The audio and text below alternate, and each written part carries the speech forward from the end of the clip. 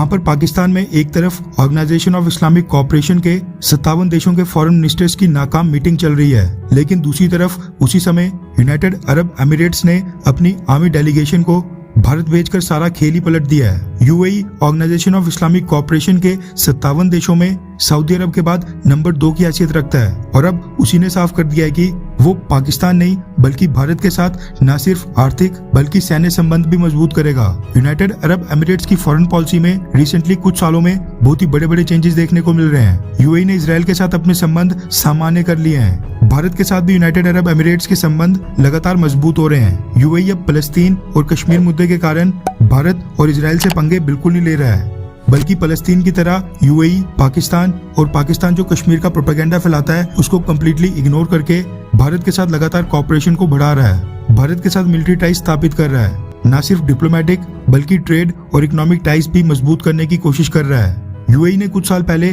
भारत के पीएम नरेंद्र मोदी जी को order of Zayed award से भी सम्मानित किया था। उसके बाद हमारे आर्मी चीफ एमएम नरवणे साल 2020 के दिसंबर महीने में यूएई की हिस्टोरिक विजिट के ऊपर भी गए थे और रिसेंटली कुछ ही महीने पहले पाकिस्तान को कम्प्लीटली इग्नोर करते हुए दुबई द्वारा भारत के जम्मू कश्मीर राज्य में कॉलेजेस, हॉस्पिटल्स, आईटी पार्क्स जैसे कई बड़े बड़े इंफ्रास्ट्रक्चर प्रोजेक्ट्स की डील साइन की गई थी। जम्मू कश्मीर राज्य के श्रीनगर इंटरनेशनल एयरपोर्ट और यूएई के शारजा के बीच एक डायरेक्ट इंटरनेशनल फ्लाइट की भी शुरुआत हुई थी। ये सब दर्शाता है कि जब हम बाय फोर्स मिलिट्री यूज से पाकिस्तान से पीओके का पार्ट वापस ले लेंगे, यूएई अरब देशों में शायद पहला ऐसा देश होगा जो भारत के खिलाफ उंगली भी नहीं उठाएगा। यूनाइटेड अरब एमिरेट्स ने इंडियन आर्मी के साथ कोऑपरेशन बढ़ाने का फैसला किया है, या ये कह लो कि इंडियन आर्मी की मदद लेने का फैसला किया है। रेफरेंस के लिए आपकी स्क्रीन के ऊपर बिजनेस स्टैंडर्ड के आर्टिकल का स्क्रीनशॉट है, जिसके मुताबिक यूनाइटेड अरब एमिरेट्स ने अपनी आर्मी के सीनियर ऑफिसर्स का एक डेलीगेशन 6 दिन की भारत यात्रा के ऊपर भेजा है, जो इंडिया के साथ यूएई के मिलिट्री टू मिलिट्री टाइज मजबूत करने का काम करेंगे।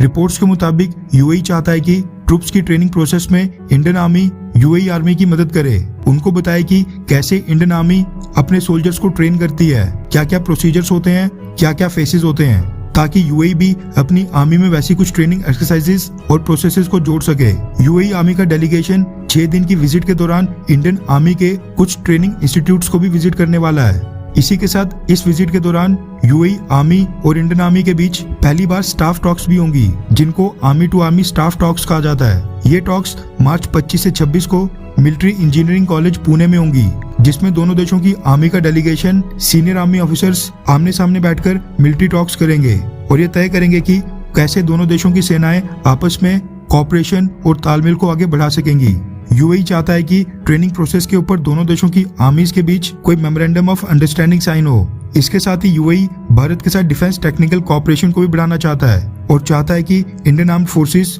और यूएई आर्म्ड फोर्सेस के बीच बायलैटरल एक्सरसाइजेस यानी सैन्य युद्धाभ्यास की शुरुआत की जाए। यूएई पिछले कई सालों से भारत के साथ ट्रेड टाइज मजबूत कर रहा था, जिसके बाद अब वो चाहता है कि दोनों देशों के संबंधों को एक स्टेप ऊपर उठाकर सैन्य संबंधों में कन्वर्ट किया जाए और यूएई की सेना को मजबूत बनाने के लिए इंडियन आर्मी अपना प्रोफेशनल कॉम्बैट और ट्रेनिंग एक्सपीरियंस उनके साथ शेयर करे, ताकि यूएई आर्मी भी अपने ट्रूप्स को अच्छे से ट्रेनिंग दे पाए, वहां पर प्रोफेशनल आर्मी खड़ी कर पाए और उनको भी अपने देश की सुरक्षा करने के लिए किसी भारी देश के ऊपर निर्भर ना रहना पड़े। अगर हम यूएई की सैन्य तौर के ऊपर मदद करते हैं तो फिर यूएई कश्मीर मुद्दे के ऊपर न्यूट्रल होने के लिए मजबूर हो जाएगा। खैर, आपको क्या लगता है कि क्या हमें यूएई की सेना की मदद करनी चाहिए, हाँ या फिर ना? नीचे कमेंट करके अपनी राय जरूर बताएं।